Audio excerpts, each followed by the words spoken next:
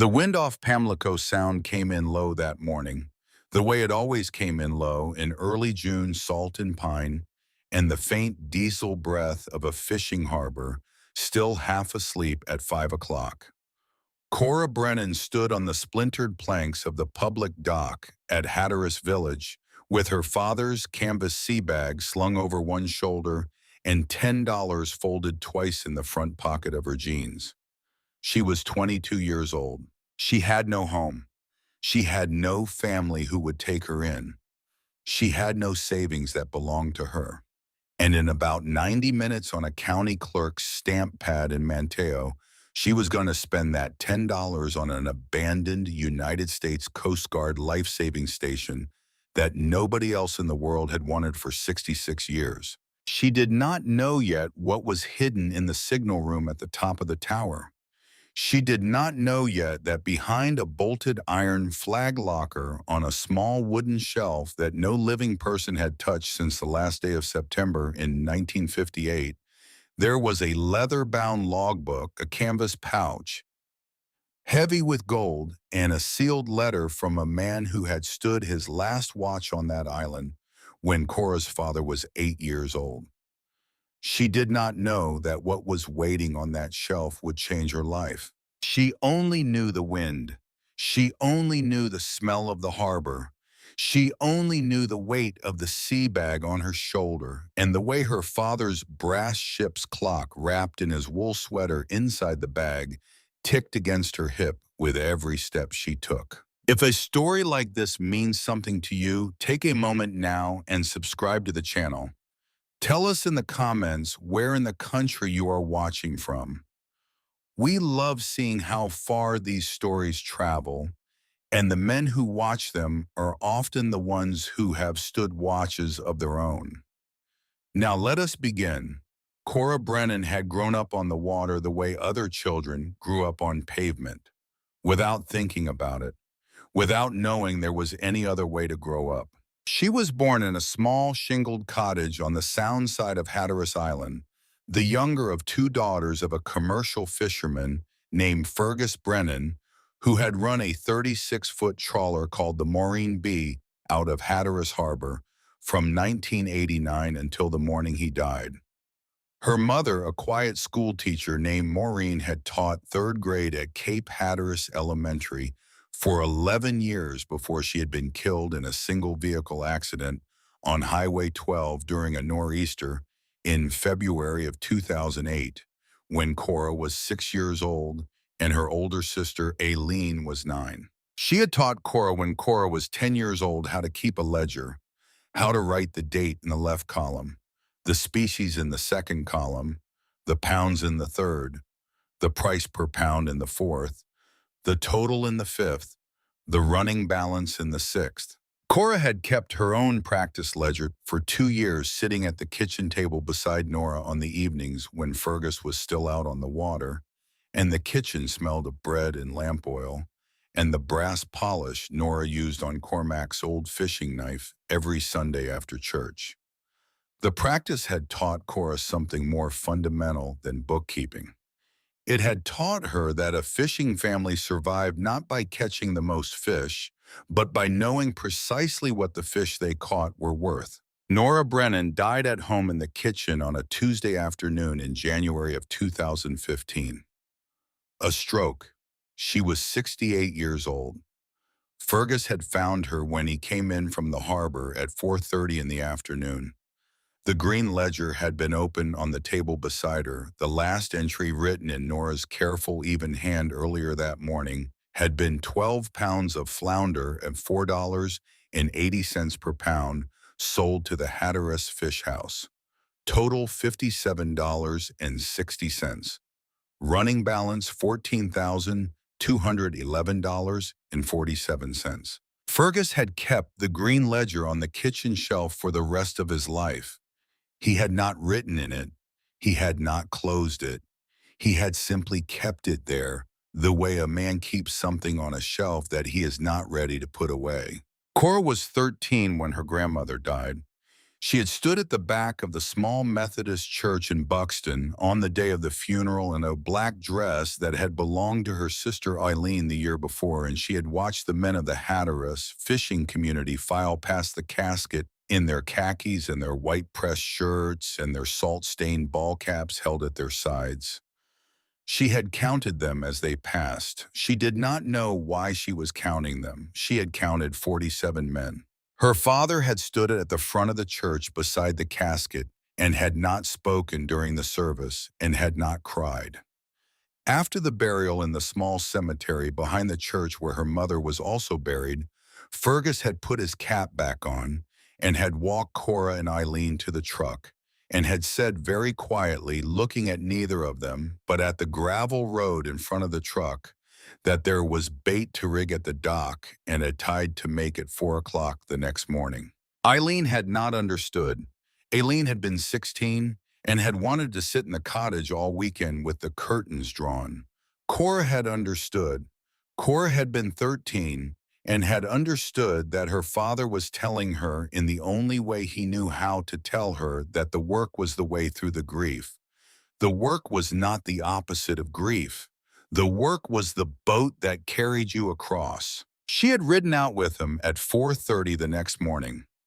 The Maureen B had cut a clean white line across the still dark water of Hatteras Harbor in the half hour before sunrise, and Cora had stood beside her father in the wheelhouse and had said nothing for the first 2 hours.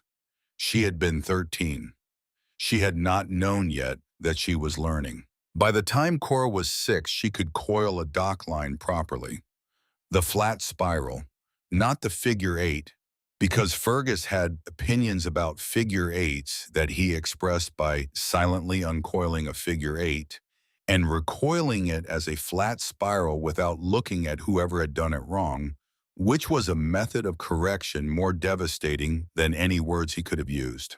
By the time she was 8, she could read a tide chart and predict within 20 minutes the time of the turn at Oregon Inlet on any given day of the year. By the time she was 12, on a calm September afternoon, in the protected waters of the Sound, with the Maureen B trolling slowly south past Beacon Island in light air, and a high ceiling of soft white cloud, Fergus had stepped out of the wheelhouse without saying anything and had walked back to the stern and had sat down on the engine cover with his arms crossed and his ball cap pulled low over his eyes. And Cora had understood without being told that the helm was hers. She had stood on the worn rubber mat in front of the wheel. Her hands had not quite reached the wheel comfortably yet. She had to stand up on the balls of her feet to see over the dashboard properly. But she had taken the wheel. She had felt the boat under her hands. She had felt the slight pull of the starboard chine as the trawler answered her input. She had brought the Maureen B around in a slow, wide circle all the way through the compass, 360 degrees of careful turning on a flat silver afternoon in September of 2014. When she had finished the circle and brought the boat back onto the original heading, she had looked back over her shoulder at her father. Fergus had not said anything. Fergus had not nodded. Fergus had simply looked at her with an expression that Cora, looking back on it many years later from the wide-covered porch of an abandoned Coast Guard station on a barrier island 9 miles north of Hatteras, would recognize as the specific pride of a father who has just confirmed in his own private mind that his daughter's hands are the right hands for this work. She had not realized at the time that she had been auditioning. She had not realized at the time that she had passed. Fergus had stood up from the engine cover and had walked back to the wheelhouse and had taken the helm again without a word, and they had finished the afternoon's troll without further ceremony. That night at the kitchen table of the cottage on the Sound side, Fergus had eaten his oatmeal at the same hour he ate his oatmeal every night, 4:30 in the afternoon, because a fisherman's day ends in the early afternoon and a fisherman's evening begins at 5 o'clock. He had not mentioned the helm. He had not mentioned the circle. He had asked Cora to pass the salt. Cora had passed him the salt. That was how the Brennans said the things that mattered. Eileen had not been a water person. The two sisters had loved each other across the distance of their different inheritances. They had not always understood each other, but they had loved each other. Cora had stayed. Cora had finished high school at Cape Hatteras Secondary in the spring of 2020. Cora had not gone to college. Cora had gone to work on the Maureen B with her father at the age of 18, the fourth generation of Brennans, to fish commercially out of Hatteras Harbor.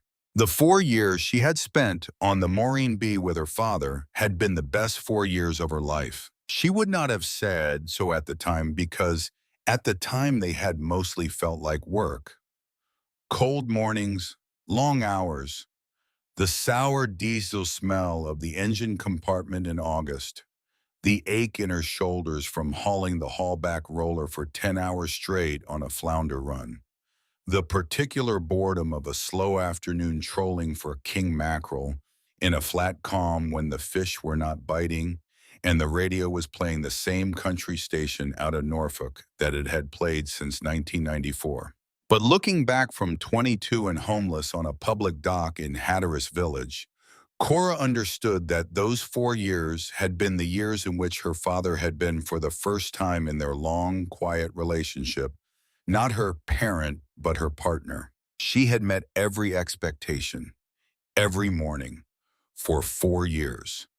The meeting of those expectations had been the closest thing to a conversation about love that she and her father had ever had. Fergus Brennan had been proud of his younger daughter. Fergus had not said so often because Fergus had been a Brennan, and the Brennans expressed pride by continuing to show up at 4:30 in the morning, which Fergus had done every working day of the last 4 years of his life until the morning in November of 2024, when he had not shown up, because he had not been able to. Because he had died in his sleep in the old recliner in the living room of the cottage on the Sound Side on the 11th of November 2024 at the age of 58. Cora had found him. She had come downstairs at 4:15 in the morning to start the coffee, the way she had come downstairs at 4:15 in the morning for every working morning for the last 4 years. And she had walked into the dim living room with the kitchen light coming on behind her and had seen her father in the recliner. The Weather Channel had still been playing on mute. A radar map of a low-pressure system crossing eastern Tennessee had been moving slowly across the screen. His mug of decaf had been on the side table, half full, cold. He had looked, she would tell people later, like a man who had simply decided not to wake up. Which was probably exactly what had happened. She had stood in the doorway for a long time. She did not know how long. The coffee maker had finished its cycle in the kitchen behind her and had clicked over to the warming plate, and had still she stood. She had not cried. She had not moved. She had not called anyone yet. She had walked across the small living room to the recliner. She had put her hand on her father's hand. His hand had been cool but not cold. He had not been gone long. She had said very quietly in the dim morning light of the living room of the cottage, where 4 generations of Brennans had eaten their suppers and kept their books and oiled their fishing reels on Sunday afternoons. She had said, "Dad." She had said, "Dad, the boat is ready." She had not known why she said it. She had said it the way you say a thing to a person you do not yet believe is gone. Then she had picked up the phone in the kitchen. She had called the volunteer rescue squad. She had given the address. She had hung up. She had poured a mug of coffee for herself out of the pot her father would not be drinking from. She had sat down at the kitchen table where her grandmother's green ledger was still on the shelf untouched, where it had been for 9 years. She had waited for the rescue squad to come. She had not cried until 2 days later, alone in the bathroom of the funeral home in Buxton, with the door locked and the water running in the sink so that no one could hear her. The funeral had been enormous by Hatteras standards. The entire fishing community of the island had come. Men Cora had known her whole life. Men who had fished beside her father for 30 years. Men whose own fathers had fished beside Cormac. Men whose grandfathers had known Todd in the years between the wars, when the Brennan boat had been a wooden-hulled 28-footer and the Hatteras Fish House had paid for bluefish in cash on the dock at the end of every working day. They had come in their khakis and their white shirts and their salt-stained ball caps held at their sides. They had not said much. Fishing men on Hatteras did not say much at funerals. They did not need to. The coming was the thing. The coming was the entire thing. 42 men and 11 women had stood in the small Methodist church in Buxton on the afternoon of the 14th of November 2024, and the silence in that church had been the loudest tribute Cora had ever heard. Eileen had come from Raleigh. Aileen had stayed for 4 days. On the 4th day after the funeral, on a cold gray Tuesday afternoon in mid-November, when the wind off the Sound was rattling the kitchen window in its old wooden frame, Eileen had asked Cora to sit down at the kitchen table. Cora had sat down at the kitchen table. Eileen had set a manila folder on the table between them, a yellow legal pad, a pen, a printout of a spreadsheet, a copy of the deed to the cottage, a copy of the title to the Maureen B., an envelope from the Dare County Tax Assessor's office, an envelope from the bank. Cora had looked at the kitchen table, the same kitchen table where her father had eaten his oatmeal every morning at 4:20 for 30 years. The same kitchen table where her grandmother Nora had kept her green ledger every evening after supper for 40 years. The same kitchen table that her great-grandfather Tog, who had come from County Kerry with $11 in his pocket and the knowledge of how to read the water, had bought used in Manteo in 1923 and had carried home on the back of a borrowed wagon. Eileen had said, "Cora, I have to tell you something and you are not going to like it." Cora had said nothing. Cora had listened. Cora had not spoken. Aileen had said that the cottage was going to have to be sold. Aileen had said that the boat was going to have to be sold. Aileen had said that the math required it. She had said it in exactly those words. The math required it. And then Eileen had said the thing that Cora had not been ready to hear. Eileen had said, "I have already spoken with a real estate broker in Nag's Head." Cora had looked up from the kitchen table. Eileen had said, "His name is Whitman Pierce. He is the senior agent at Coastal Banks Realty in Nag's Head. He has agreed to list the cottage at $380,000. He believes it will sell within 60 days at full asking. He has a buyer in mind already, a retired dentist out of Charlotte who has been looking on the Sound site for 2 years." Cora had said, "When did you speak with him?" Aileen had not looked at her. Eileen had said, "I spoke with him on the morning of the day I flew down." Cora had felt the kitchen go very quiet. The wind had still been rattling the window in its frame. The clock above the refrigerator had still been ticking. The propane heater in the corner had still been clicking through its cycle. But the kitchen had gone very quiet inside Cora's ears, the way the world goes quiet when you stand on the bow of a boat in heavy fog, and the only thing you can hear is the sound of your own breathing, because there is nothing else in the world to hear. Cora had said, "Aileen." Eileen had said, "Cora, please listen." Cora had said, "You called a real estate agent from your apartment in Raleigh on the morning that our father had been dead for less than 36 hours. Aileen had not answered. Cora had said, "You came down here with the listing already arranged." Aileen had not answered. Cora had said, "You came down here to tell me what was going to happen." Eileen had not answered. There had been a long silence at the kitchen table. The wind had not stopped. The clock had not stopped. Somewhere far off down the harbor road, a truck horn had sounded once, a long way away. Eileen had finally said the math required it, Cora. Whether I called him on Tuesday or whether I waited until next month, the math was always going to require it. The taxes are real. The mortgage is real. The boat insurance is real. The engine overhaul is real. We do not have the money. We do not have the credit. There is no version of the next 90 days in which we keep the cottage. Cora had said you signed the listing agreement in Raleigh. Eileen had said I signed a preliminary listing agreement, yes. The closing window is 30 days. You have 30 days to remove your personal effects from the cottage. 30 days. The number had landed on the kitchen table between them like a stone. Cora had stood up from the kitchen table. She had walked across the kitchen to the back door. She had put on her father's brown canvas work jacket from the hook beside the door, the one with the broken zipper that he had safety pinned in 2019 and had never gotten around to fixing properly. She had walked out the back door and down the dock behind the cottage to the small private slip where the Maureen B was tied up. The Maureen B had been quiet at the slip in the cold gray November afternoon. Her white painted hull had looked tired.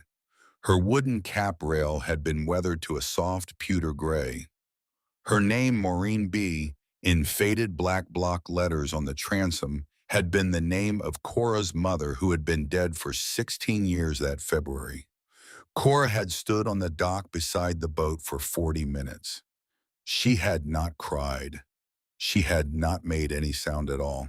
She had watched the light go out of the western sky over the sound. The yellow had gone first, then the pale orange, then the rose, then the deep keeper blue that her father had always called keeper blue because he had said it was the color the old Coast Guard keepers had watched for from the towers of the barrier islands across 100 years of standing watch. When the keeper blue had gone and the first stars had come out over the mainland, and Cora had walked back up the dock to the cottage, Aileen had been sitting at the kitchen table where Cora had left her. The manila folder had still been open. The yellow legal pad had still been waiting. Cora had said, "Where am I going to live, Aileen?"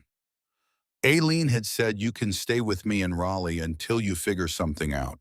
Cora had understood in the specific way that a 22-year-old fisherman's daughter understands certain things that she was not going to Raleigh.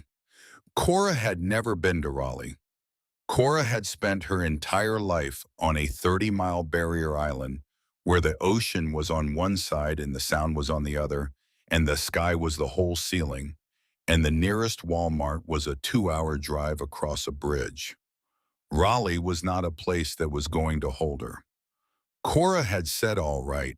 That was the only thing she had said. The cottage sold in March. Cora had not touched the money. She had decided, walking out of the credit union on that Thursday afternoon, that the money was not hers. That money was the Brennans. 4 generations of mortgage payments and property taxes and slip fees and fuel bills and insurance premiums and gear loans and net repairs compressed into a single wire transfer. It belonged to the family.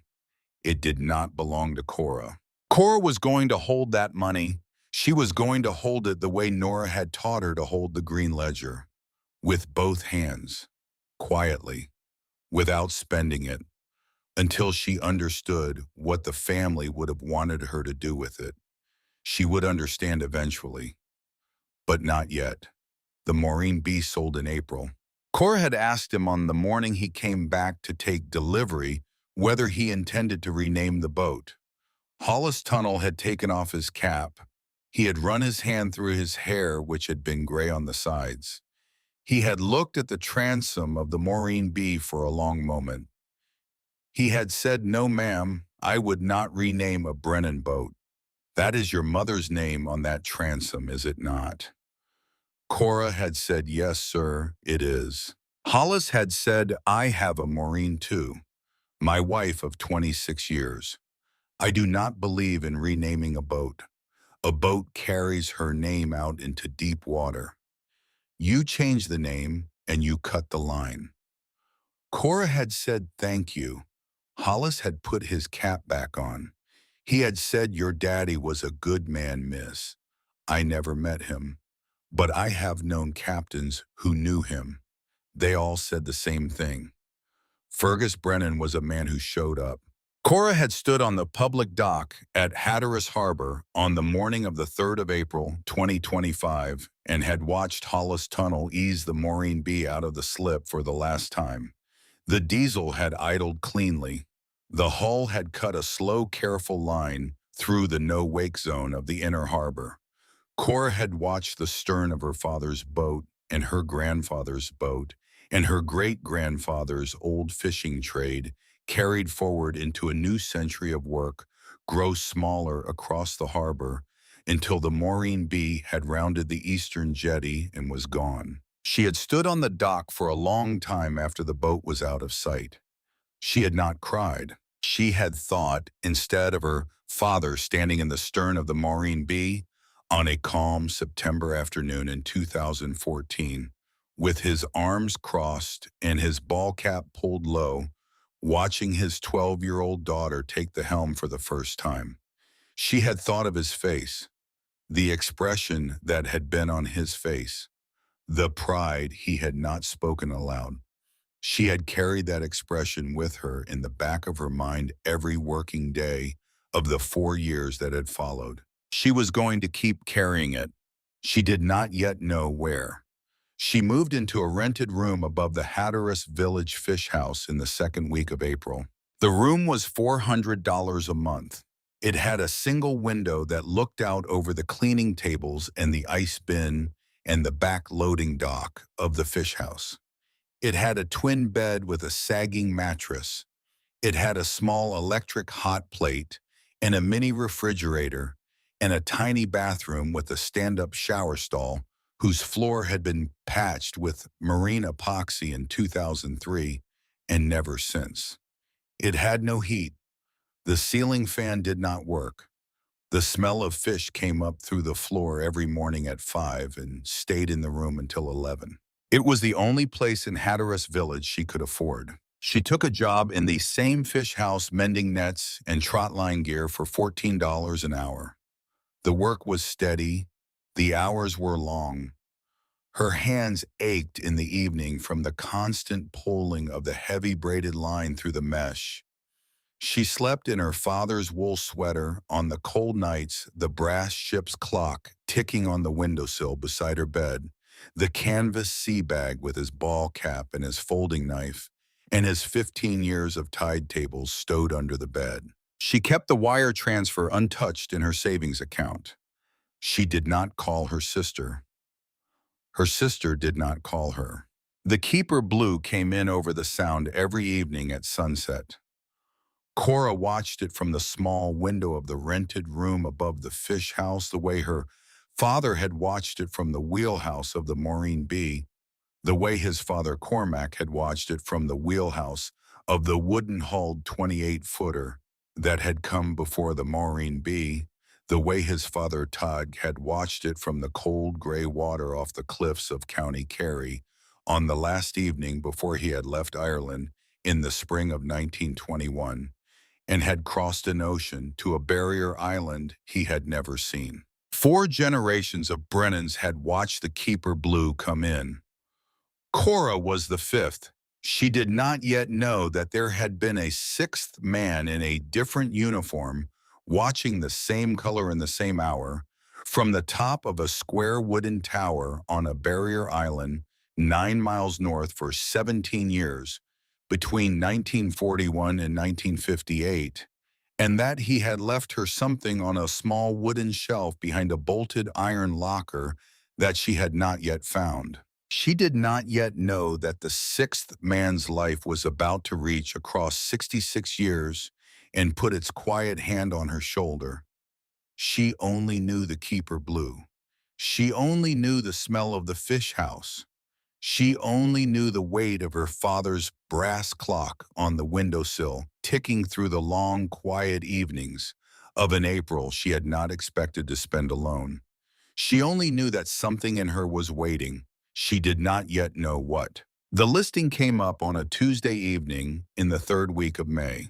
She had not been looking for anything in particular. She had been browsing the Dare County website the way other people her age browsed photographs of food they would never cook, property records, tax assessor maps, surplus equipment auctions, old aerial surveys of the barrier islands taken from a county plane in the summer of 2011.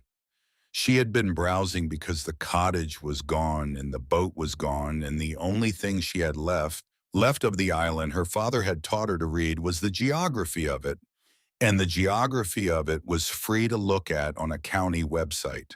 The link had been buried at the bottom of the surplus property page. It had said in plain blue text, abandoned former United States Coast Guard life-saving station, Bodie Spit, Sand Reef, Dare County, asking price $10. Buyer assumes all conveyance fees and access risk. No warranty of structural integrity expressed or implied. Cora had clicked the link. Cora had looked at the photograph for a long time. The station had been vacant for 11 years. The land beneath the station was Dare County, 2¼ acres of barrier dune, accessible only by boat or by a sand road that flooded at high tide twice a day every day of the year, and was impassable in any vehicle smaller than a four-wheel drive truck with high clearance. Asking price $10. Cora had read the listing twice. Then she had read it a third time. Cora had said aloud very quietly to the empty room, she had said $10.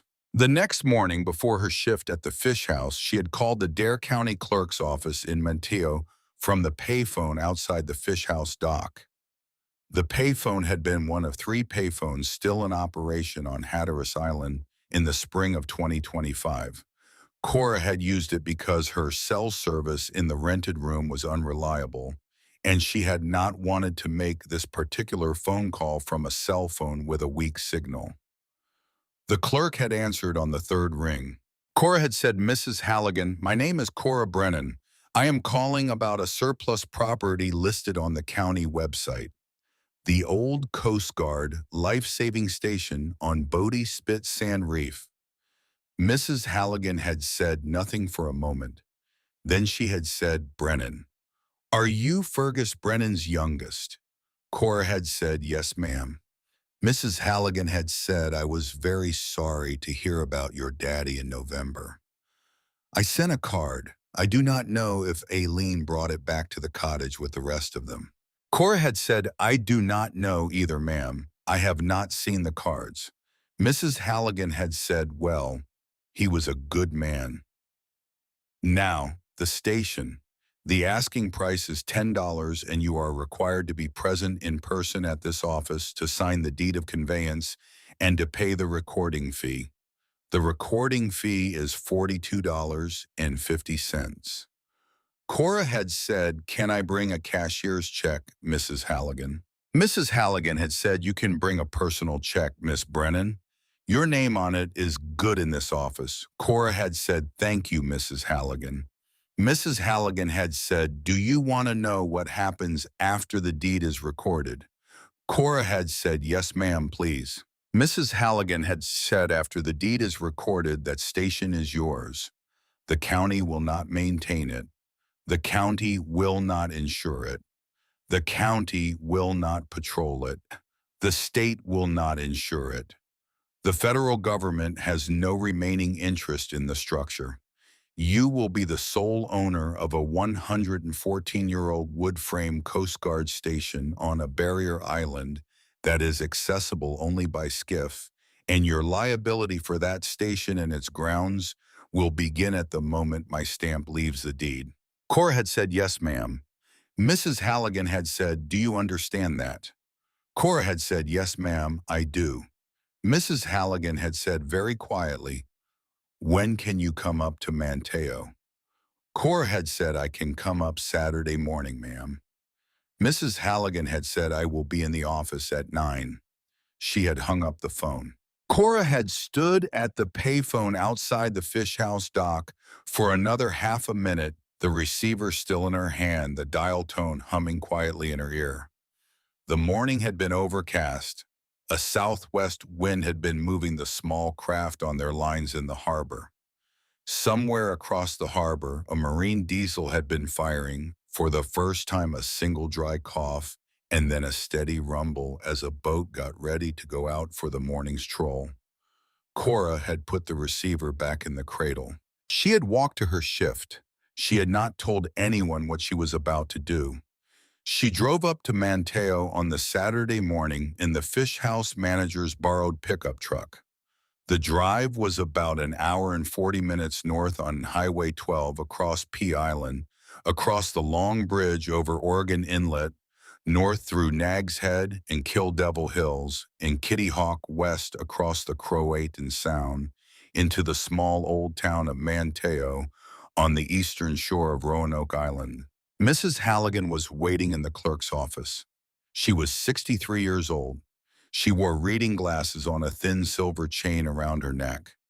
She had on a dark blue cardigan over a white blouse and a small enamel pin on the cardigan in the shape of a Coast Guard rescue boat that her late husband had given her in 1989, the year he had retired from the United States Coast Guard Auxiliary after 33 years of part-time service. Mrs. Halligan had taken Cora's check for $42.50. She had taken a second check for $10. She had set both checks on the desk between them. She had opened the deed file. She had reviewed the conveyance language with Cora line by line in the careful, patient manner of a woman who had explained property law to nervous 22-year-olds on the eastern shore of Roanoke Island for 44 years. When Mrs. Halligan had finished the explanation, she had slid the deed across the desk to Cora. Cora had read the deed. She had signed her name on the buyer's line, Cora Brennan, the same way she had signed the green ledger when she had been 10 years old, sitting at the kitchen table beside her grandmother on the long, quiet evenings of her childhood. Mrs. Halligan had taken the deed back. She had dated the bottom right corner. She had reached for the heavy iron stamp on her desk, the stamp her predecessor had used since 1972, the stamp that had recorded every property transfer in Dare County for 53 years. Mrs. Halligan had paused with the stamp in her hand. She had looked at Cora over her reading glasses. She had said very quietly, "Miss Brennan." She had said, "Are you sure?" Cora had said, "Yes, ma'am." Mrs. Halligan had pressed the stamp. The deed was recorded. The station was hers. She had gotten back to the fish house at 4. She had returned the keys to the borrowed pickup. She had walked down to the dock behind the fish house and had rented a 16-foot aluminum skiff with a 30-horsepower Yamaha for a flat $75 a day from old Mr. Etheridge, who had been renting skiffs out of the Hatteras Village dock since 1987. She had stowed the canvas sea bag in the dry well of the skiff. She had taken the brass ship's clock with her. She had pushed off from the dock at 4:15. The trip up the inside of the barrier island took her 80 minutes. She rounded the southern point of the sand reef at 5:45. The station came into view on the low dune above the Atlantic. It looked exactly like the photograph. The silver shingles, the square wooden signal tower with its missing lantern housing at the top, the wide covered porch on the ocean side, the 3 broken concrete sections of the old boat ramp descending toward the beach, the 2 outbuildings, what had been the boathouse, and what had been the keeper's storage shed half buried in the dune at the north end of the property, the flagpole with no flag. Cora ran the skiff up to the small wooden landing dock on the sound side of the spit. The dock had been replaced in 2007 by a private contractor under a Dare County preservation grant and was the only piece of the property that had been touched by human hands in the last 11 years. The rest of it had been left to the wind and the weather and the slow, patient work of the salt. She tied the skiff off with a flat spiral of line on the cleat, the way her father had taught her when she was 6. She walked up the sand path from the landing to the station. The path was about 120 yards. The path crossed the spine of the spit. To her left, the Sound. To her right, beyond the dune line, the open Atlantic. The wind was light from the southwest. She could hear the breakers on the ocean side. She could hear the faint, quiet lapping of the Sound on her left. She could hear the high, steady hum of the wind moving across the silver shingles of the station as she came up to it. She unlocked the heavy front door with the iron key Mrs. Halligan had given her at the clerk's office that morning. She pushed the door open. She stepped inside. It smelled of dry wood and salt and a very faint trace of old coal soot from the fireplace. It smelled like a building that had not been lived in, but had not been abandoned either. It had been waiting. A narrow staircase against the back wall climbed to the second floor. Cora climbed the staircase. The second floor was the surfmen's bunk room. 6 iron-frame beds along the walls, 3 on each side, the mattresses long since gone. A small head at the back with a porcelain sink and a small porcelain commode and a salt-corroded brass tap. A dormer window on the seaward side. A second narrow ladder against the back wall climbed to the signal room at the top of the tower. Cora climbed the ladder. The signal room was small, maybe 8 feet by 8 feet, square. Wooden floor, wooden walls, windows on all 4 sides, the panes still intact in 3 of the 4 windows. One pane on the eastern side cracked diagonally where a piece of debris had hit it in some storm and had cracked the glass without breaking it through. The brass mounting bracket for the signal lamp was still bolted to the ceiling. The lantern housing above had been carried off in the hurricane of 1996. Against the east wall, bolted to the studs with 4 heavy iron L brackets, stood a tall, narrow iron signal flag locker. The locker was about 5 feet tall and 20 inches wide. The kind of locker the old life-saving service had used to store the international maritime signal flags that the surfmen had flown from the tower halyard to communicate with passing ships in the years before the radio. The locker was painted black. The paint had crackled. The hinges had rusted shut. Cora set her father's canvas sea bag on the wooden floor of the signal room. She knelt down beside the bag. She opened the bag. She took out her father's flat pry bar, the one he had used for prying frozen bilge hatches, and stuck cleat bolts and the occasional barnacle-fused dock line for 30 years. She knelt in front of the iron locker. She set the tip of the pry bar into the seam where the locker door met the locker frame. She put her shoulder behind the bar. The door of the iron locker had not been opened in a very long time. She had to work the bar in 3 different positions before the rust let go. The locker came open with a slow, dry creak that sounded like a sound out of an old film. Inside the locker were 12 folded signal flags. Each flag was on a small brass clip. Each clip was labeled with its flag letter, A through L. The fabric of the flags had gone moth-eaten and faded, but the colors were still legible. International Code Alpha, International Code Bravo, International Code Charlie. The remaining 14 flags M through Z had not been left in the locker. Whoever had closed up the station in 1958 had taken the second half of the alphabet with him. Cora was about to close the locker. She paused. She had been kneeling in front of the iron locker for about a minute and a half. She had been looking at the 12 signal flags. She had not yet in that minute and a half looked at the back wall of the locker itself.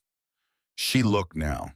The back wall of the iron locker was not flush against the beadboard wall behind it. There was a gap. The gap was about 3 inches deep. She could see the gap because the sun coming through the western window of the signal room was hitting the locker at an angle, and the shadow inside the locker was not the shadow of an iron back panel against a wooden wall. It was the shadow of an iron back panel against open air. Cora put her hand into the locker. She reached past the row of folded flags. She put her fingers around the back edge of the iron back panel. She felt the gap.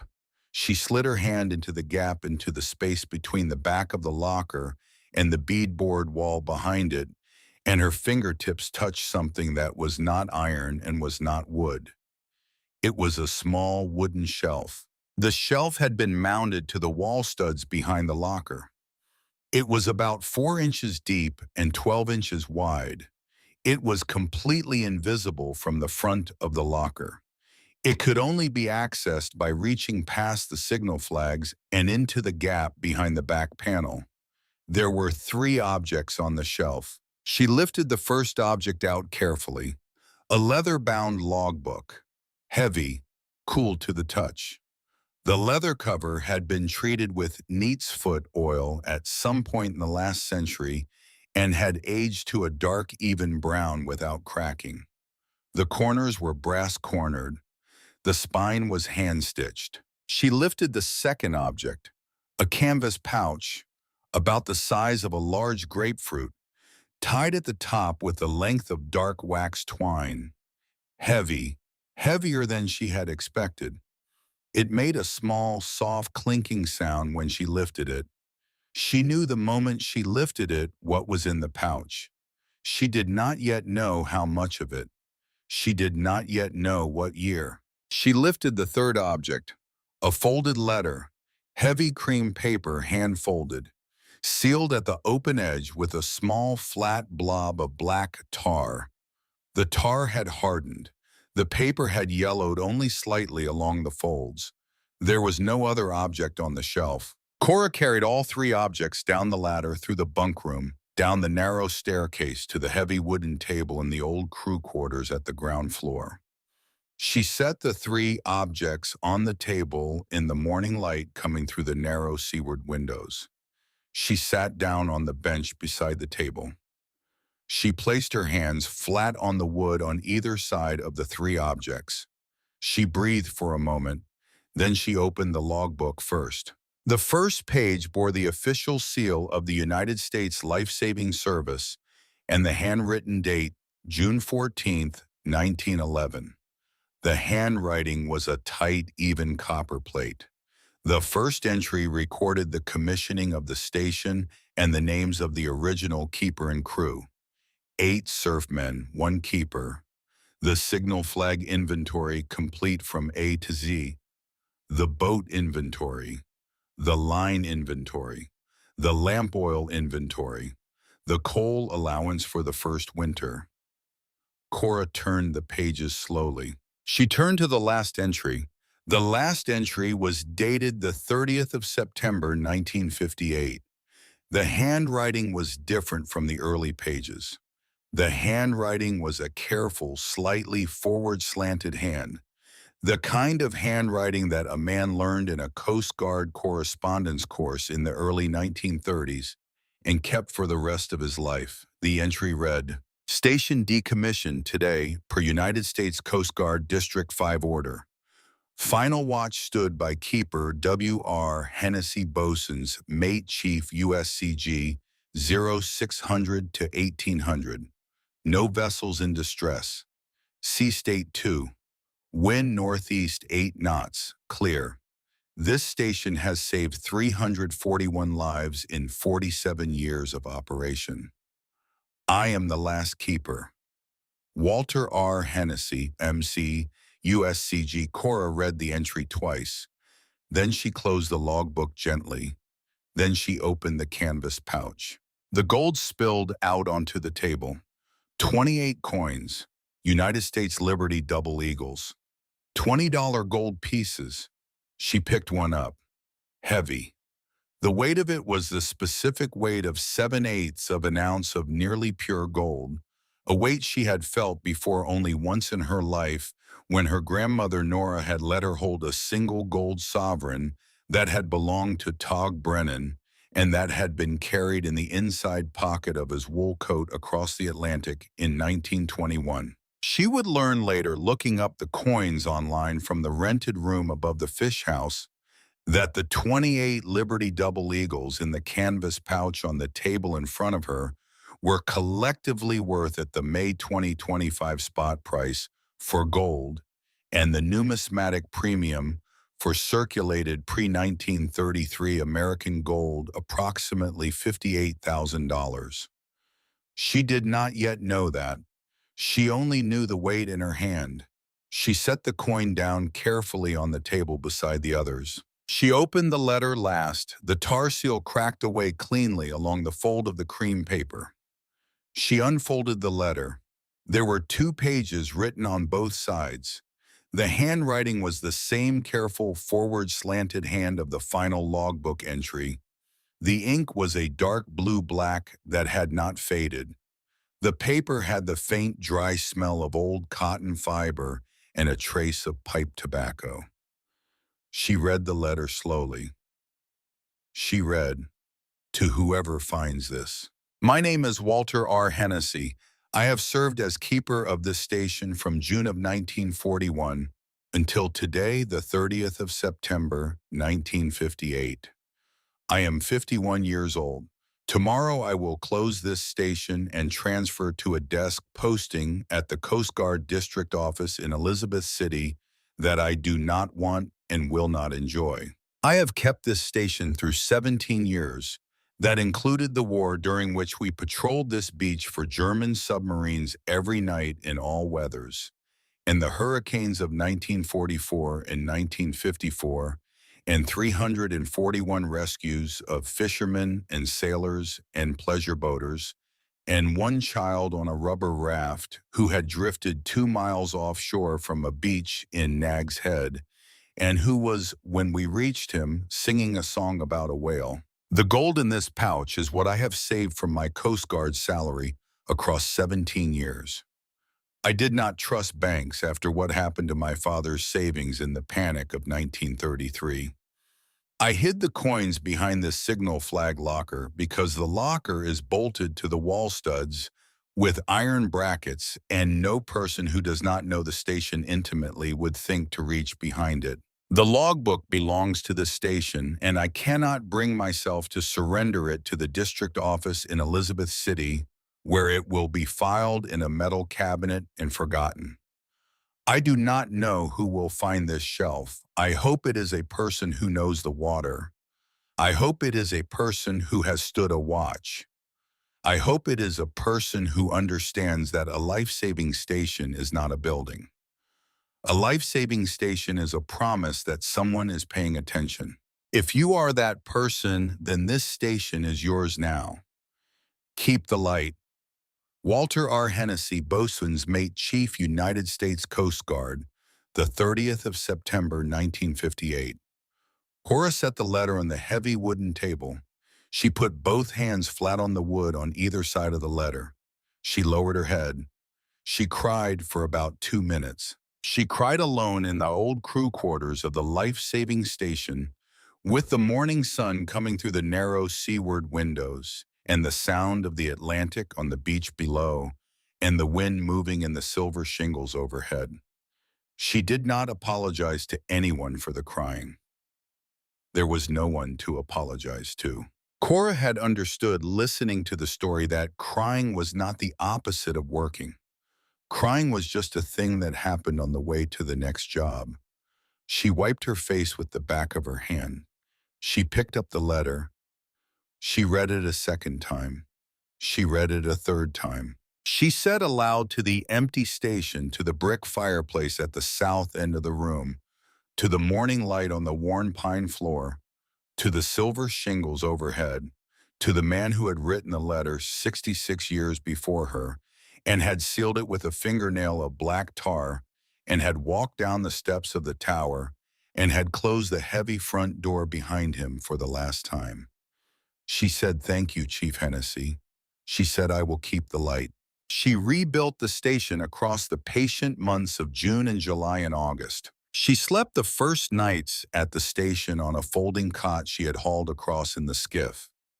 She brought tools from the fish house. She brought a sledgehammer for the broken outbuilding wall, a hand plane for the swollen front door, a brass-bristled brush for the chimney, a portable propane cook stove, a battery-powered work lamp, a 4-gallon water jug she filled at the public dock at Hatteras every other morning. She brought her father's tool roll. She brought her father's brass ship's clock. The first major task was the south chimney. The salt air had eroded the brick mortar joints to a depth of nearly an inch on the ocean-facing side. The top 4 courses of brick had begun to lean outward in a way that would not survive another hurricane season. Cora sought out a retired stonemason in Rodanthe named Albright Sherrill, who was 78 years old and had maintained the brickwork on the Cape Hatteras Lighthouse for 20 years between 1979 and 1999, and who had then maintained the brickwork on the Bowdy Island Lighthouse for 9 more years after that, until his hands had begun to give him trouble in 2008. Mr. Sherrill could no longer do brickwork himself, but he could teach.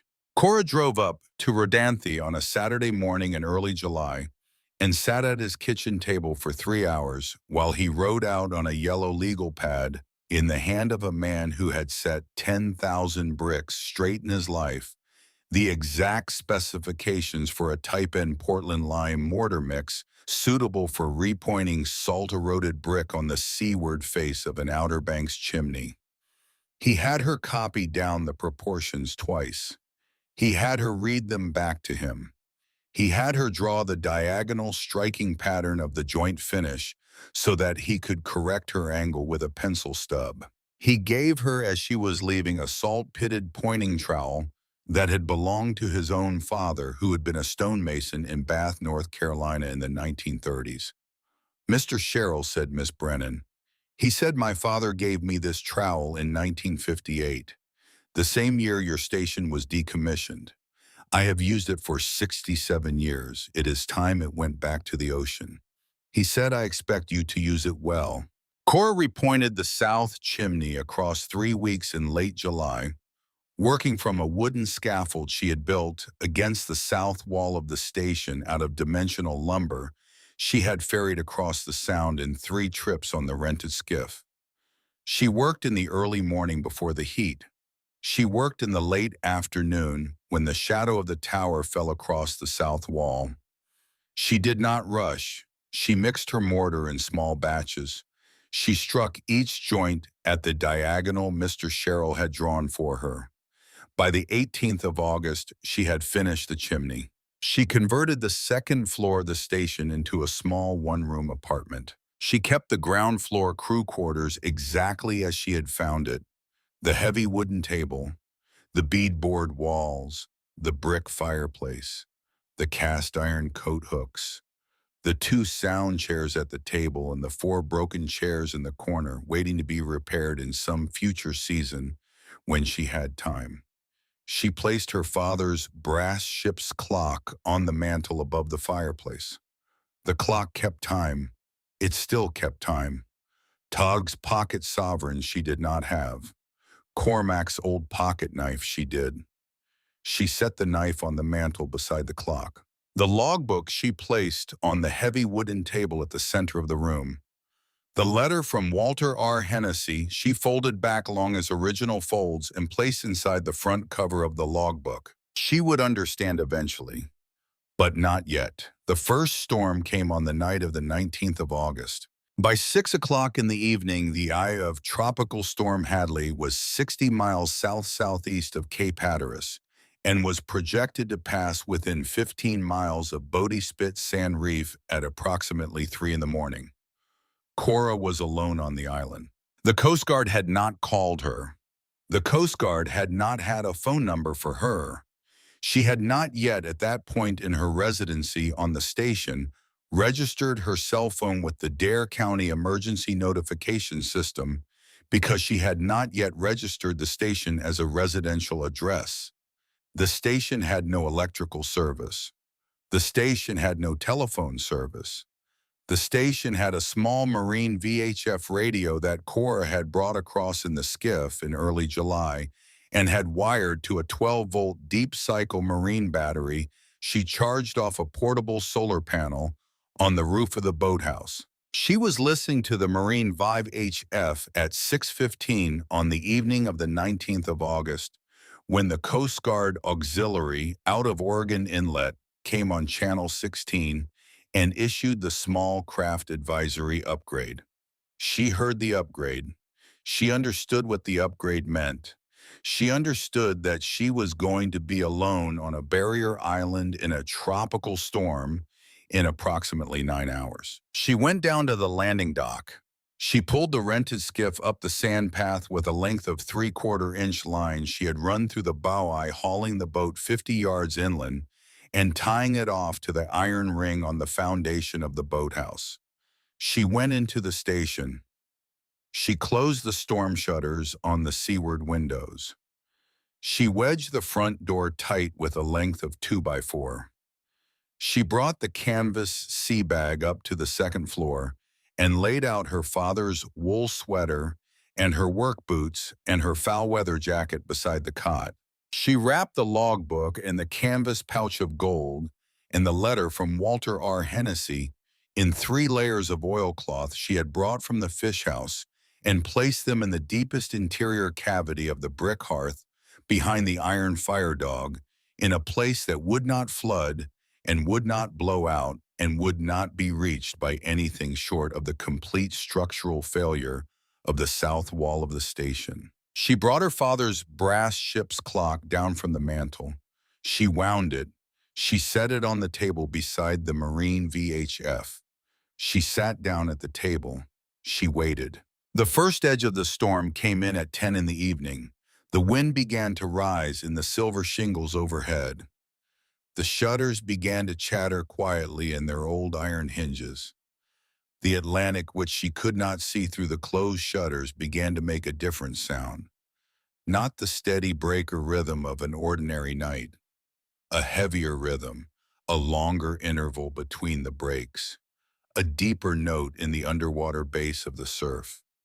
At 11:40, the Marine VHF on the table came alive. A man's voice, steady but tight. He said, "Mayday, Mayday, Mayday. This is the fishing vessel Stray Cat, approximately 3 nautical miles east of Bodie Spit Sand Reef. We have lost main engine. We have lost auxiliary. We are taking on water. 2 persons on board, father and son. We are anchored, but the anchor is dragging. Repeat, Mayday, Mayday, Mayday." The voice gave a position. Cora wrote the position on the inside cover of the logbook. She picked up the handset. She pressed the transmit key. She said, "Stray Cat, this is Shore Station Bodie Spit Sand Reef. I have your position." "Hold on." She let the key go. She sat at the table for 2 seconds. Then she stood up. She put on her father's foul weather jacket. She put on her work boots. She picked up the canvas sea bag. She picked up the brass ship's clock. She walked out into the rising wind and the slanting rain, and the storm closed over the station behind her, and the watch she had been waiting to stand had begun. The wind off the Atlantic at midnight was 42 miles an hour and rising. She had pulled the rented 16-foot skiff back down the sand path to the landing dock. She was not going out into the open Atlantic in the skiff. The skiff would not survive 90 seconds in the open Atlantic in a tropical storm. The skiff had a 16-foot aluminum hull and a 30-horsepower outboard and a cockpit floor that would swamp at the first 8-foot breaker and fill the boat in under a minute. She had grown up on the water. She knew exactly what a 16-foot skiff could do and what a 16-foot skiff could not do. What the skiff could do was run the inside of the spit. Cora had pulled the official Dare County chart of the Bodie Spit Sand Reef out of the canvas sea bag at the table in the crew quarters 30 minutes before. She had laid the chart flat on the table in the work lamplight. She had read the position the man on the stray cat had given her over the Marine VHF, and she had marked the position on the chart with the tip of her father's folding knife. 3 nautical miles east of the station, in a tropical storm, with the eye still 70 miles south-southeast. But the position was not in 3 miles of straight open Atlantic. The position was 3 miles east of the station, not 3 miles east of the spit. The spit ran north-northeast for 2 miles before it ended in a broken sandbar that curved east and then southeast around what was left of an old inlet that the hurricane of 1933 had cut, and that the longshore drift had been quietly closing for 92 years.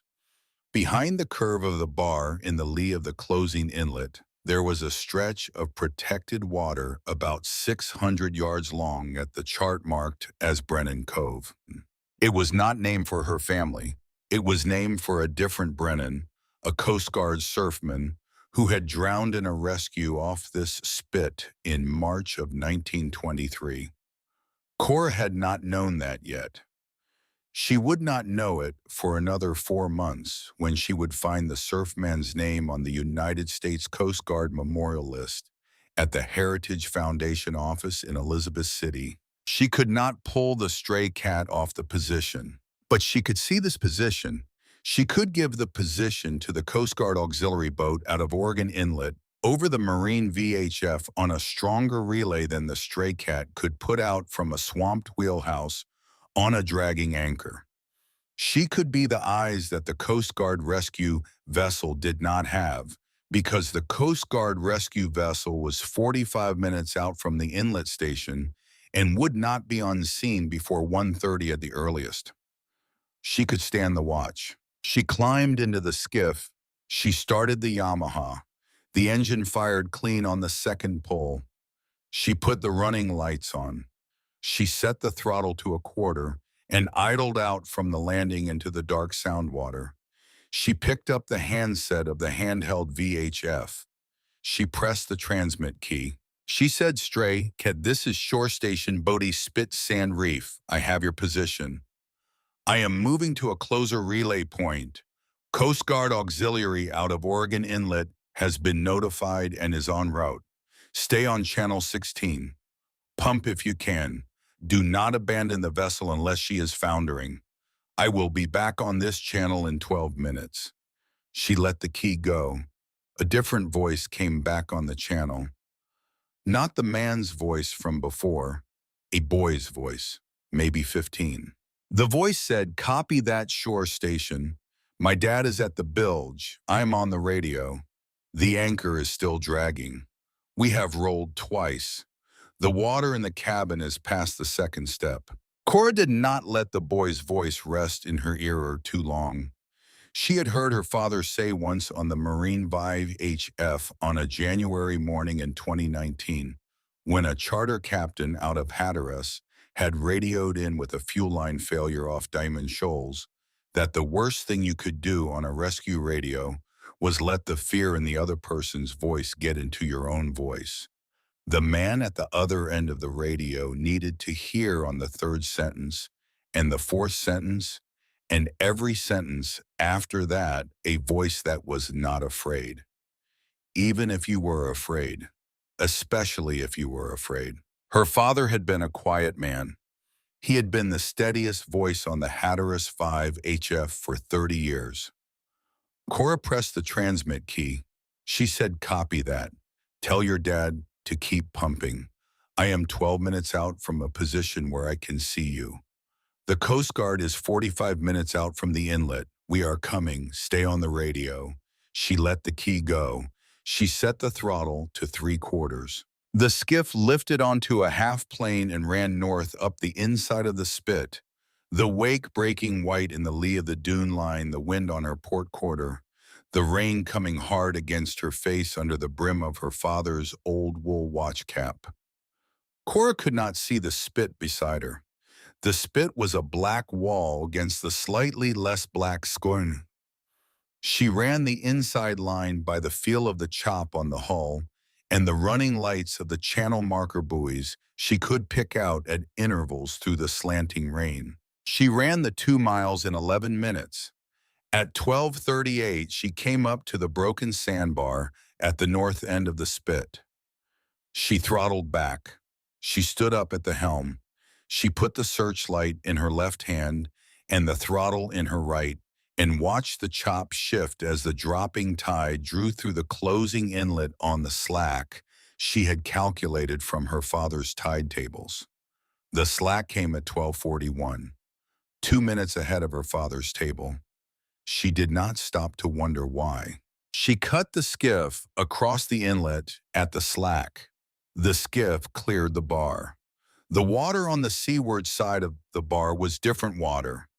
The chop was steeper. The interval was shorter. The wind in her face was harder by a full quarter.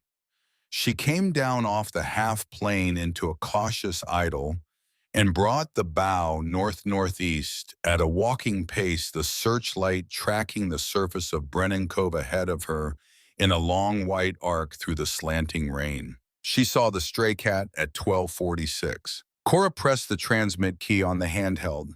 She said, "Stray cat, I have you visually. Repeat, I have you visually. You are 200 yards east-northeast of my position. I am in a 16-foot skiff in the lee of the bar." The boy's voice came back, closer now. She could hear the relief in it without the boy meaning to put the relief in it. He said, "Copy that. We see your light." Cora said, "What is your name, son?" There was a pause. The boy said, "My name is Jubal Lefebvre. I am 15. My dad is Otis Lefebvre." Cora said, "Where do you live, Jubal?" The boy said, "Engelhard. We came out of Engelhard at 5 this morning for Cobia. The wind shifted at noon and we tried to run for Hatteras and the engines went down at 6. Cora said, "Copy that. Coast Guard Auxiliary out of Oregon Inlet is now 28 minutes out. I am holding station in the cove and I have your visual. I will not lose your visual. Tell your dad I have his boat." She let the key go. She stood up at the helm of the skiff in the slanting rain, and she held the searchlight on the white hull of the stray cat, and she did not let the searchlight off the boat for the next 24 minutes. Cora ran behind the tow at 100-yard separation. Cora did not get out of the skiff. She ran the skiff back south down the sound at first light, with the wind off her starboard quarter and the storm continuing to track north well offshore, and the rain easing into a steady gray drizzle as the Eye of Hadley made its closest approach to Cape Hatteras at 4:38 in the morning at a distance of 14 nautical miles to the east. She got back to the station at 6:12. She tied off the skiff at the landing dock with a flat spiral of line on the cleat, the way her father had taught her when she was 6. She walked up the sand path to the station. She unwedged the front door. She stepped inside. The crew quarters had held. The brick fireplace had held. The hearth had not flooded. The oilcloth bundle at the back of the fire dog was dry. She lifted the bundle out. She unwrapped the 3 layers. The leather of the logbook was dry. The canvas of the gold pouch was dry. The cream paper of Walter R. Hennessy's letter was dry.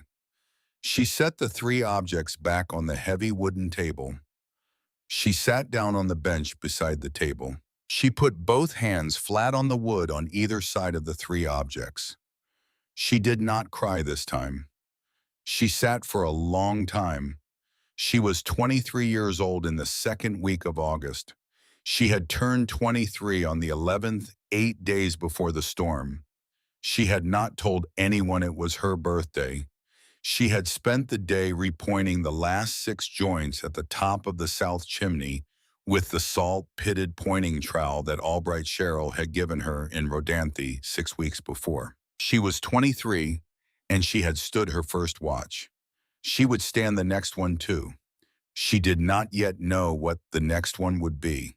She would find out 3 days later. The Coastal Heritage Resorts letter arrived at the post office box she had rented at the Hatteras Village Post Office on the morning of the 23rd of August. The letter was on cream-colored letterhead. The letterhead bore the company logo, a stylized lighthouse silhouette over the words Coastal Heritage Resorts, LLC, Charlotte, North Carolina. The signature line at the bottom of the letter read, "With regards, Penmount J. Whitfield, Senior Vice President for Acquisitions." The letter offered Cora $850,000 for the station and the 2¼ acres of barrier dune surrounding it. The letter offered $850,000 cash at closing. The letter offered to close in 30 days. The letter did not say what would happen to Cora's access to the sand road if there was not a successful closing on the station property. The letter did not need to. Cora read the letter 3 times. She set the letter on the heavy wooden table at the center of the crew quarters of the station. She placed it beside the leather-bound logbook. She did not call Coastal Heritage Resorts.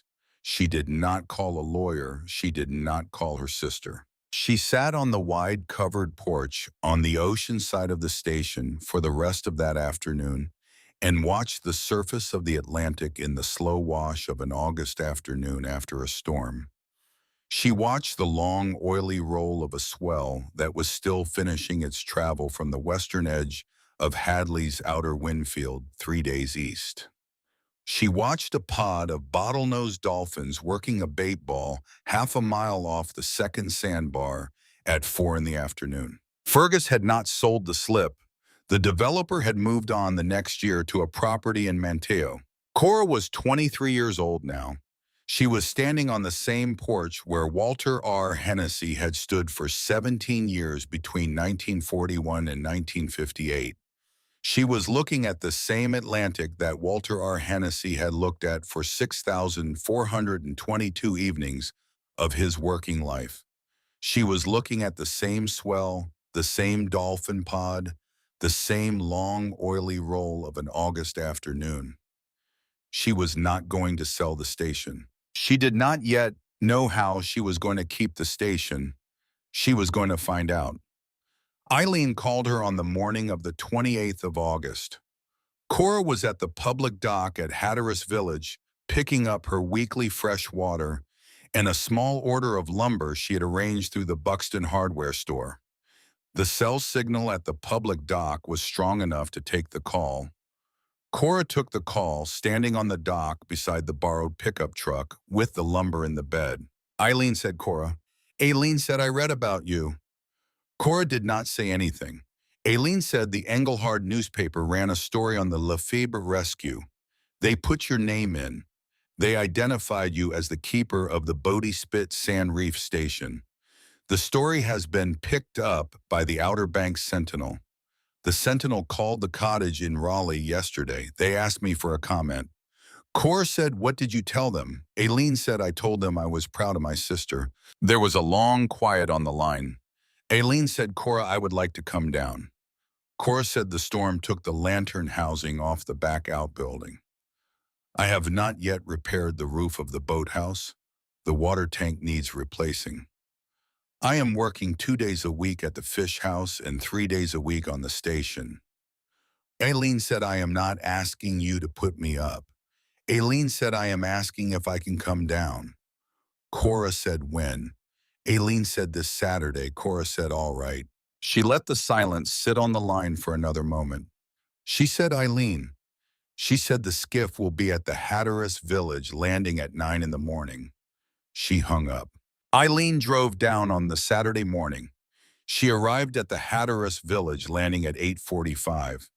She was wearing jeans and a clean white blouse and a navy windbreaker she had bought new at a department store in Raleigh and had cut the tags off in the parking lot. She was carrying a small leather overnight bag in a paper sack from the bakery in Manteo with 2 cinnamon rolls and a pint of buttermilk. Cora ran the rented skiff up to the landing at 9. She had cleaned the skiff the evening before.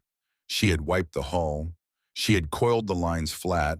She had made the small boat look the way her father had always made the Maureen B look on the morning of a Coast Guard inspection. Aileen stepped down into the skiff.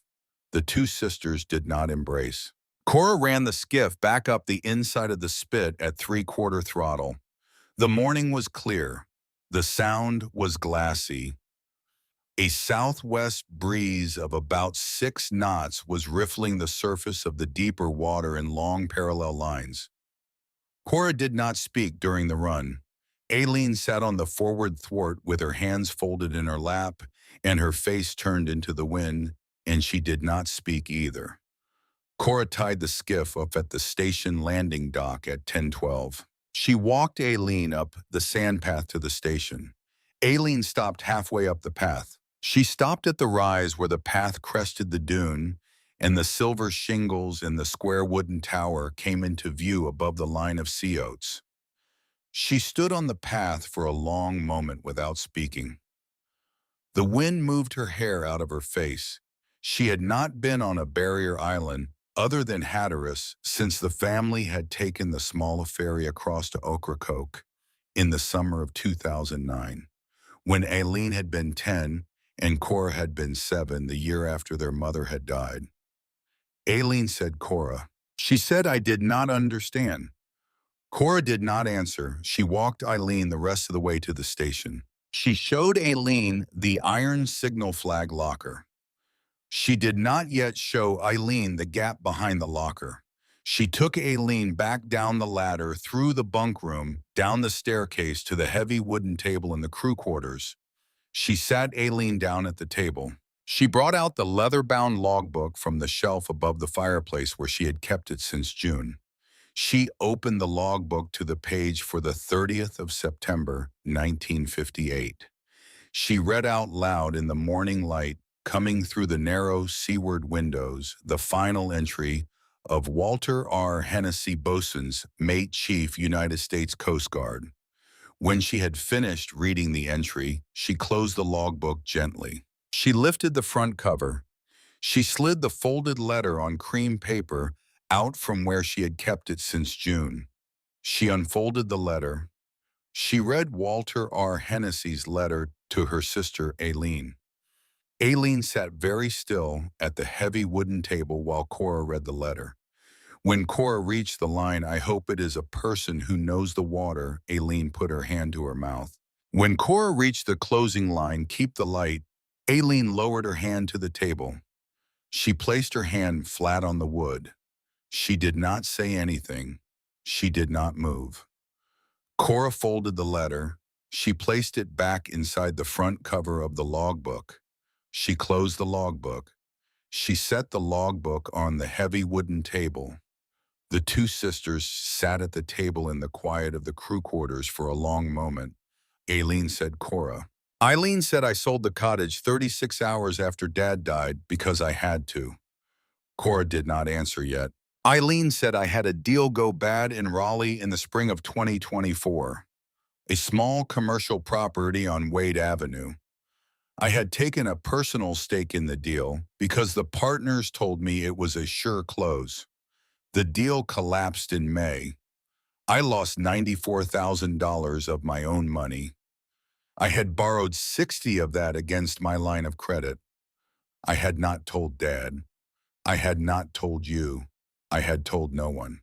Aileen said, "By November, when Dad died, I was 4 months behind on the line of credit, and the bank had begun the recovery process." Aileen said, "I called the broker in Nag's Head from my apartment in Raleigh on the morning after you called me about Dad. I called him because I needed the cottage to close in 60 days, or I was going to lose my apartment." Cora did not answer yet. Aileen said, "That does not excuse what I did." Aileen said, "I am not asking you to forgive me." Aileen said, "I am telling you because you are entitled to know." Cora sat at the table for a long time. She did not look at her sister. She looked out the narrow seaward window above the heavy wooden table. The Atlantic on the seaward side was a steady mid-morning blue. The wind was light.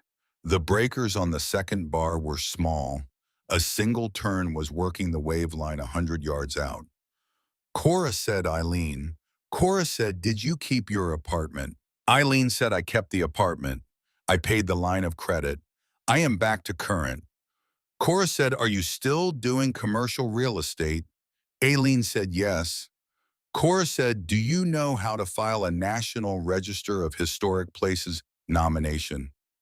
Aileen looked up from the table. Aileen said, no, but I know how to learn. Cora slid the Coastal Heritage Resorts letter across the heavy wooden table to her sister. She said, learn fast. Eileen read the Coastal Heritage Resorts letter at the heavy wooden table in the crew quarters of the station for 19 minutes. She read it once at normal speed. She read it a second time with a pencil from the canvas sea bag in her hand, marking the easement language in the third paragraph.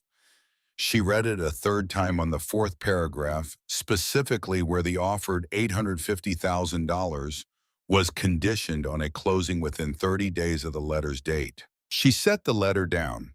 She said, Cora, she said this letter is a soft threat dressed up as a generous offer. Cora said, I know. Aileen said the easement on the sand road. They are telling you very politely that if you do not sell, they will challenge your access through the Department of Environmental Quality. Cora said, I know. Eileen said $850,000 is not the real number. The real number for what they are trying to assemble is closer to $2.5 million. They are offering $850 because they think you are 23 years old, and they think you do not have a lawyer, and they think you will be afraid of losing the road. Cora said the road floods every high tide.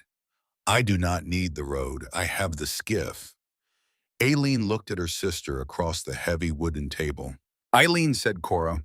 Aileen said that is exactly the point you should make on Tuesday morning to a maritime preservation attorney in Monteo. Cora said, I do not have a maritime preservation attorney.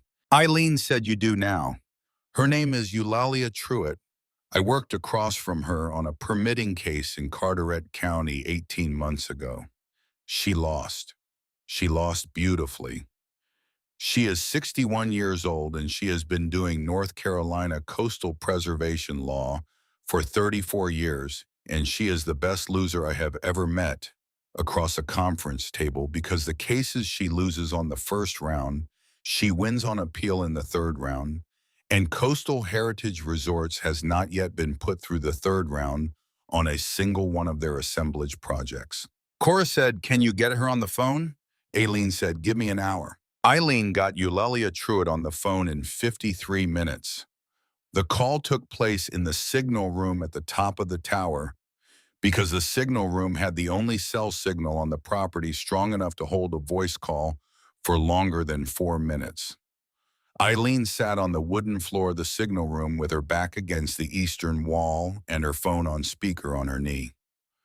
Cora sat across from her with her back against the western wall. Eulalia Truitt was in Monteo. Eulalia Truitt had been having a quiet Saturday with a cup of coffee in the morning paper. Eulalia Truitt listened to the situation for 11 minutes without interrupting. When Eileen had finished the recitation, Eulalia Truitt said, Miss Brennan. Cora said, yes, ma'am. Eulalia Truitt said, do you have the original deed? Cora said, yes, ma'am. Eulalia Truitt said, do you have the original Coast Guard decommissioning paperwork from the September 1958 transfer of stewardship? Cora said, no, ma'am, but Mrs. Halligan at the clerk's office can pull it Monday morning. Eulalia Truitt said, do you have any structures or artifacts on the property that predate 1958 and that are demonstrably associated with the original life-saving service or Coast Guard operation? Cora said, yes, ma'am. I have the entire signal flag locker, an original heavy oak crew quarters table, an original brick fireplace, the original beadboard interior walls, the original bunk frames in the second floor surfmen's quarters, and the complete continuous logbook of the station from 1911 through the final entry on the 30th of September 1958. There was a pause on the phone.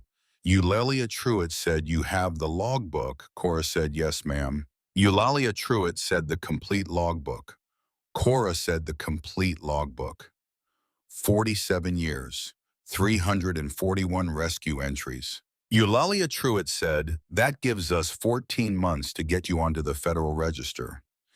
Eulalia Truitt said, "Once you are on the Federal Register, Coastal Heritage Resorts will withdraw their offer because the development will no longer pencil." Cora said, "How much will all of this cost?" Eulalia Truitt said, "My retainer is $15,000.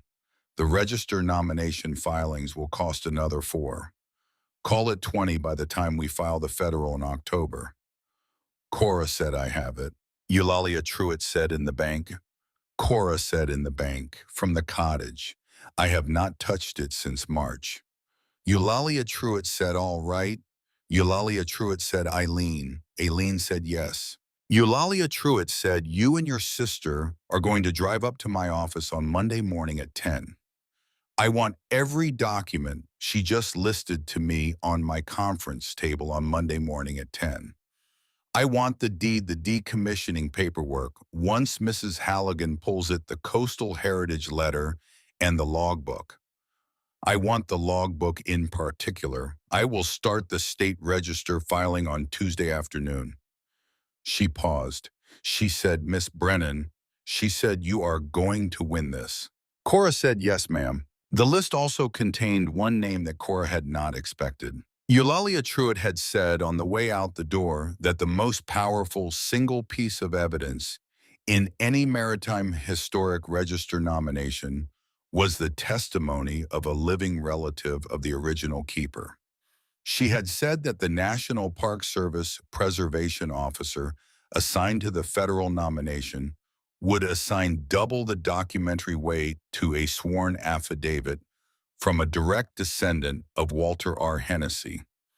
She had said that there was no way to file the federal nomination without at least an attempted contact with the Hennessy family. She had said, "Do you know where any of his people are?" Cora had said no.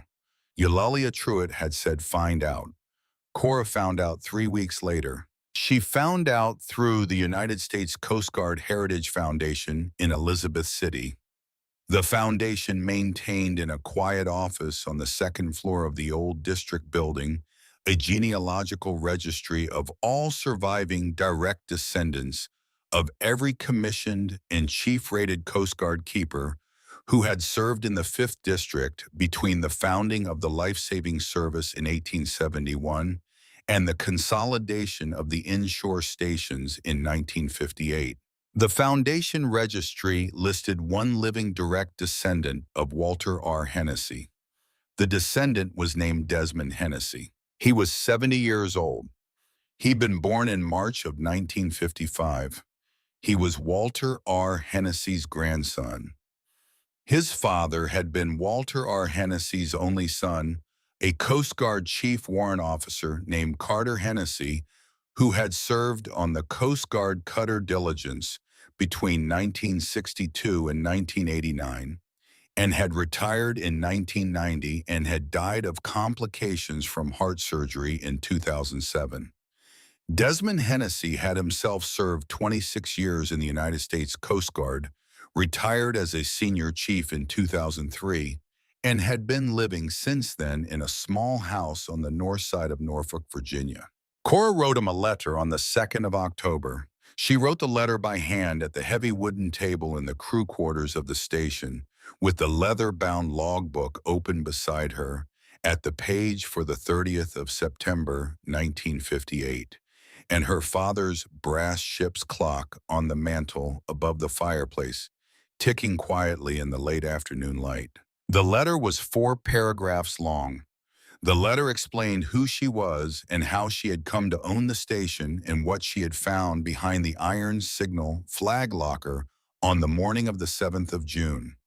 The letter explained the Federal Register nomination. The letter explained that there was a developer trying to take the station. The letter did not ask Desmond Hennessy for anything specifically. The letter said that the station would be open to him on any day he wished to come. The letter said that Cora believed his grandfather would have wanted him to see the place. She mailed the letter from the Hatteras Village post office on the 3rd of October. Desmond Hennessy wrote back 12 days later. His handwriting was the careful, forward-slanted hand of a man who had served 26 years in the United States Coast Guard. The same hand his grandfather had used in the final logbook entry of the 30th of September 1958. 67 years apart, the same hand. The letter said, Miss Brennan, I will come down on the 18th of October if that day is convenient. I will bring my grandfather's chief's cap. I have kept it on a shelf in my office since 1968. It is time it went back to the station. Desmond Hennessy came across the Sound on the rented skiff with Cora on the morning of the 18th of October. He was a tall man. He had white hair cut short in the way a senior chief cuts his hair. He had on khaki trousers and a navy windbreaker, and a pair of work boots that he had owned, he told Cora later, since 1992. He carried a small canvas duffel and a flat cardboard hat box. He stepped off the skiff onto the landing dock at 10 in the morning. He looked up the sand path to the station. He took off his ball cap. He stood on the landing dock for a long moment without saying anything. Cora did not rush him. When he was ready, he walked up the sand path to the station beside her. She showed him the ground floor crew quarters. She showed him the brick fireplace. She showed him the heavy wooden table. She showed him the narrow staircase. She showed him the bunk room on the second floor. She showed him the ladder to the signal room. She showed him the small square room at the top of the tower. She showed him the iron signal flag locker. She showed him, after she had walked him through the entire station, the gap behind the locker. She showed him the small wooden shelf. Desmond Hennessy did not speak during the entire tour. When Cora had finished showing him the shelf, she walked him back down the ladder, through the bunk room, down the narrow staircase to the heavy wooden table in the crew quarters. She sat him down at the table. She brought out the leather-bound logbook. She opened it to the page for the 30th of September 1958. Desmond Hennessy read the entry. He read it a second time. He read it a third time. Then he opened the small flat cardboard hat box he had carried across the Sound. Inside the hat box was a Coast Guard chief's combination cap from the early 1950s. The cap had a black leather visor that had cracked along the edge. The gold cord across the top of the visor had tarnished to a soft brown. The cap badge was the original 1955 pattern before the design change of 1957. Desmond Hennessy lifted his grandfather's chief's cap out of the hat box. He set the cap on the heavy wooden table beside the logbook. He said, Miss Brennan. He said my grandfather kept this cap on the desk in his office at the Elizabeth City District Headquarters from October of 1958 until his retirement in 1962. After he retired, he kept it on the mantel of his house in Edenton. After he died in 1981, my grandmother kept it on the same mantel until her death in 1994. After my grandmother died, my father kept it on the shelf in his office in Norfolk. After my father died in 2007, I kept it on the shelf in my office in Norfolk. He paused. He said, this cap has been off this island for 67 years. He said I would be obliged if you would keep it here from now on. Cora said, yes, sir. She did not say anything else. She did not need to. That afternoon on the wide-covered porch on the ocean side of the station, Cora and Aileen and Desmond Hennessy sat in 3 wooden chairs that Cora had repaired across the previous summer, with marine epoxy and oak dowels and brass screws she had ordered from a chandlery in New Bern. The chairs had been the 4 broken chairs in the corner of the crew quarters when Cora had first walked into the station in early June. She had spent 3 evenings in late August repairing them. They were sound now. they would last another 50 years. The afternoon was clear. A southwest breeze of about 8 knots was moving across the porch. The Atlantic was a steady October blue. A small pod of dolphins was working the line of the second sandbar. Desmond Hennessy said my grandfather would have liked this afternoon. Cora said yes, sir. Desmond Hennessy looked out at the line of the second sandbar. He said, you know there was a Brennan in his logbook. Cora said yes, sir. I read it. Desmond Hennessy said September of 1944. He pulled a sailor named T. Brennan out of a foundering schooner 2 miles southeast of this station at 3:40 in the morning. Cora said my great-grandfather, Todd Brennan. He had come over from County Kerry in 1921. He was 45 years old in September of 1944. Desmond Hennessy said your great-grandfather. Cora said yes, sir. Desmond Hennessy was quiet for a long moment. He said, so my grandfather pulled your great-grandfather out of the water in September of 1944. Cora said, yes, sir. Desmond Hennessy said, and your great-grandfather went on to have a son. Cora said, yes, sir. Cormac Brennan, my grandfather. He was born in 1942. Desmond Hennessy said, and Cormac had a son. Cora said, yes, sir. Fergus Brennan, my father. He was born in 1966. Desmond Hennessy said, and Fergus had 2 daughters. Cora said, yes, sir. My sister Aileen, and me. Desmond Hennessy did not speak for a long time. Then he said, my grandfather pulled 4 Brennans into existence on a September night in 1944. 4 people. 2 of them are sitting on this porch with me right now. Cora said, yes, sir. Desmond Hennessy said, that is a long line. Cora said, yes, sir. Desmond Hennessy turned his head slightly. He looked at Cora across the porch in the late afternoon light. The sun was going down behind the dune line. The Keeper blue was beginning to come into the eastern sky over the Atlantic, the way it had come in for Walter R. Hennessy on 6,422 evenings between June of 1941 and the 30th of September, 1958. Desmond Hennessy said, Miss Brennan. He said, you keep this light. Cora said, yes, sir, she did. Coastal Heritage Resorts withdrew their offer on the 17th of November. The withdrawal letter came in the same cream-colored letterhead. The signature line at the bottom was the same Penmount J. Whitfield. The third paragraph of the withdrawal letter cited the recent State Historic Register listing of the property and the related preliminary review by the Coastal Resources Commission. The fourth paragraph wished Cora well in her continued stewardship. Cora did not frame the withdrawal letter. She put it in the file folder Eulalia Truitt had set up for her in late August, and she put the file folder on the shelf above the fireplace beside the leather-bound logbook. She opened the station to the public on the second Saturday of December. The station opened as a small, free maritime heritage site, accessible by skiff or by the sand road at low tide. Open the second and fourth Saturdays of every month between April and November. School groups came from Hatteras and Ocracoke. Old fishermen came from Wanchese.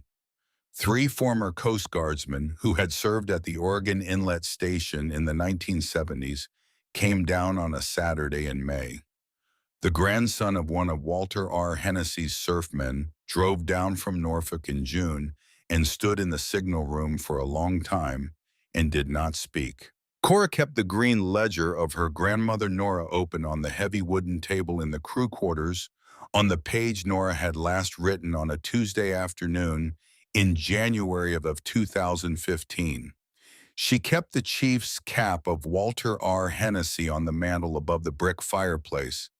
She kept her father Fergus's brass ship's clock on the mantel beside the cap. She kept Togg's pocket knife on the mantel beside the clock. She kept the logbook on the heavy wooden table beneath the green ledger. The ocean was the specific deep blue black that the Atlantic turned off the outer banks at sunset in September. The keeper blue, the color the old keepers had watched for across 114 years of standing watch from the towers of the barrier islands. Cora thought about her father. She thought about her father who had taken her out on the Maureen B from the time she was 4 and had let her take the helm for the first time on a calm September afternoon in the Sound when she was 12, watching from the stern with his arms crossed and his ball cap pulled low, and the specific pride of a father who had just confirmed that his daughter's hands were the right hands for this work. She thought about her grandfather Cormac, who had mounted the brass ship's clock on the bulkhead of the family boat in 1978 and had wound it every Sunday morning for 23 years until the morning he could not wind it anymore. She thought about her great-grandfather Tog, who had come from County Kerry in 1921 with $11 in his pocket and the knowledge of how to read the water, and who had been pulled on a September night in 1944 out of a foundering schooner by a Coast Guard chief named Walter R. Hennessy,